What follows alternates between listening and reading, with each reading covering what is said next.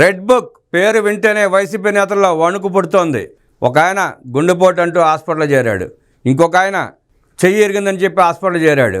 మరో ఆమె కళ్ళలో బెరుగుతో వణుకుతో ఏం మాట్లాడాలో అర్థం కాకుండా మాట్లాడుతుంది. ఇంకొక ఆమె పైకి సవాల్ చేస్తూ రహస్య మార్గాలు ఎత్తుక్కుంటుంది.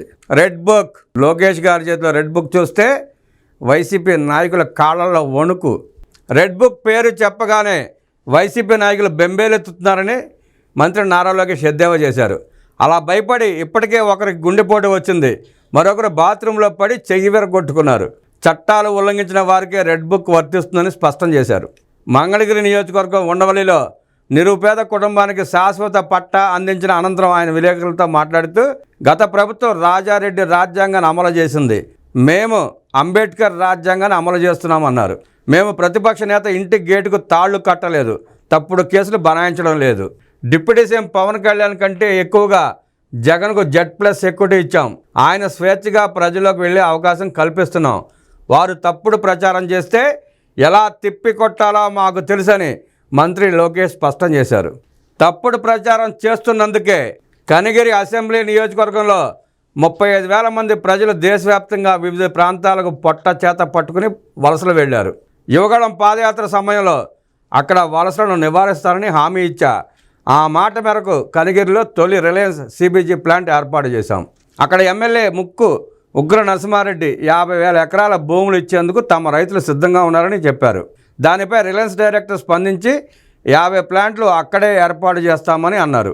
కరువు ప్రాంతంలో పెద్ద ఎత్తున యువతకు ఉపాధి కల్పించేందుకు ఇటువంటి ప్రాజెక్టులు తెస్తుంటే వైసీపీ వారికి కడుపు మంట దేనికి అంటూ నిలదీశారు. బొబ్బలు వస్తాయంటూ దానిపై తప్పుడు ప్రచారం చేస్తున్నారు. ఆ దుష్ప్రచారానికి ఫుల్ స్టాప్ పెట్టేందుకే అటువంటి వారి పేర్లు రెడ్ బుక్లోకి ఎక్కిస్తానని చెప్పానని మంత్రి లోకేష్ తెలిపారు. ప్రాజెక్టులు వస్తాయంటే ప్రాజెక్టులు తెస్తాయంటే ఓర్చుకోలేక కడుపు మంటతో దద్దుర్లు వస్తాయి, గుడ్డు వస్తాయి, వాళ్ళ బొంద వస్తాయని చెప్పి తప్పుడు ప్రచారాలు మొదలుపెట్టారు. వాళ్ళ పేర్లన్నీ రెడ్ బుక్లోకి ఎక్కుతాయని చెప్పి లోకేష్ గారు వార్నింగ్ ఇచ్చారు. అలాంటి వాళ్ళని కేసులు పెట్టి అలాంటి తప్పుడు ప్రచారాలను అరికట్టకపోతే ముందు చాలా ప్రమాదం జరుగుతుంది. ప్రజలను నమ్మించి ప్రజల్ని ముంచే ప్రయత్నం చేస్తారు ఆ నీలి కూలి మీడియా. జగన్కు సొంత వాళ్ళను కూడా కలిసేందుకు తీరిక లేదు. సొంత తల్లికి న్యాయం చేయలేని వారు కూడా మాకు చెబుతారా? ప్రజనరీ ఆలోచనలన్నీ జైలు వైపే ఉంటాయి. తప్పు చేశారు కనుక జగన్ ధైర్యంగా ప్రజల్లో తిరగలేకపోతున్నాడు. అధికారంలో ఉన్నప్పుడు ఆయన ఎవరినీ కలవలేదు. ప్రతిపక్షంలోకి వెళ్ళిన తర్వాత కూడా కనీసం కార్యకర్తలను కలిసే సమయం జగన్కు లేదు. ఇక ప్రజలను కలిసే ఓపిక ఆయనకి ఎక్కడుంటుంది? ప్రజా సమస్యలపై చిత్తశుద్ధి ఉంటే 5 ఏళ్ళు ఆయన నివసించే ప్రాంతంలో ప్రజల సమస్యలను ఎందుకు పరిష్కరించలేదు? పైగా ఆయన ఇంటికి దారి కోసం పేదవాళ్ళ ఇళ్లను కూల్చాడు. పేదలకు అండగా నిలిచే ప్రజాప్రభుత్వం మాది. మాతో అభివృద్ధి సంక్షేమంలో పోటీ పడలేకే కులం, మతం, ప్రాంతం పేరుతో విద్వేషాలు సృష్టించేందుకు ప్రయత్నిస్తున్నారు. పాస్టర్ ప్రవీణ్ మరణ విషయంలో తప్పుడు ప్రచారం చేస్తున్నారు. ఈ విషయంలో మా ప్రభుత్వం పారదర్శకంగా దర్యాప్తు చేస్తోంది. తప్పు చేసిన వారు ఎవరైనా వదిలే ప్రసక్తే లేదని మంత్రి లోకేష్ స్పష్టం చేశారు. విజనరీ లీడర్కు ప్రజనరీకి ఎంతో తేడా ఉంది. ప్రపంచంలో వస్తున్న సాంకేతిక మార్పులకు అనుగుణంగా మన బిడ్డలను సిద్ధం చేసేందుకు చంద్రబాబు ప్రయత్నిస్తున్నారు. ఉమ్మడి రాష్ట్రంలో చంద్రబాబు ఐటీ అంటే కొందరు ప్రత్యర్థులు కంప్యూటర్లు అన్నం పెడతాయా అంటూ అవహేళన చేశారు. ఇప్పుడు హైదరాబాద్ ఐటీ రంగంలో ఎన్ని లక్షల మంది యువత ఉద్యోగాలు చేస్తున్నారో కళ్ళ ముందు కనిపిస్తోంది.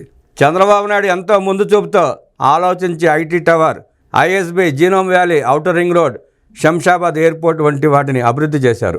ఫలితంగా ఈరోజు హైదరాబాద్ అంతర్జాతీయ స్థాయి నగరంగా తయారైంది. విభజిత ఆంధ్రప్రదేశ్ను అదే స్థాయిలో అభివృద్ధి చేసేందుకు చంద్రబాబు అవిశ్రాంతిగా కృషి చేస్తున్నారు.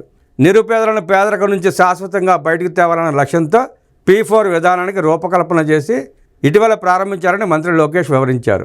రైతులకు న్యాయం చేసే బాధ్యత మాది. రాష్ట్రంలో రైతులకు గిట్టుబాటు ధరల విషయంలో మా ప్రభుత్వం చిత్తశుద్ధితో పనిచేస్తోంది. వరికి సంబంధించి గత ప్రభుత్వ బకాయిలను చెల్లించడమే కాక కొత్త ప్రభుత్వం ఏర్పడిన తర్వాత కొన్న ధాన్యానికి ఎప్పటికప్పుడే డబ్బు రైతుల ఖాతాలో జమ చేస్తున్నాం. తక్కువ ధర పలికే కొన్ని రకాల మిర్చికి కనీస మద్దతు ధర 11,500 అందజేస్తున్నాం. పసుపు ధరలకు సంబంధించి నేను దృష్టి సారించా. గిట్టుబాటు ధరలపై మంత్రులు అచ్చెన్నాయుడు, నాదెండ్ల మనోహర్లతో కూడిన కమిటీ ఎప్పటికప్పుడు సమీక్షిస్తోంది. రైతు నష్టపోకుండా చూసుకునే బాధ్యత మా ప్రభుత్వానిది. కొన్ని రకాల పంటలు ఎక్కువగా వచ్చినప్పుడు మార్కెట్ ఇంటర్వెన్షన్తో ధరలను స్థిరీకరించేందుకు చర్యలు తీసుకుంటామని మంత్రి లోకేష్ చెప్పారు.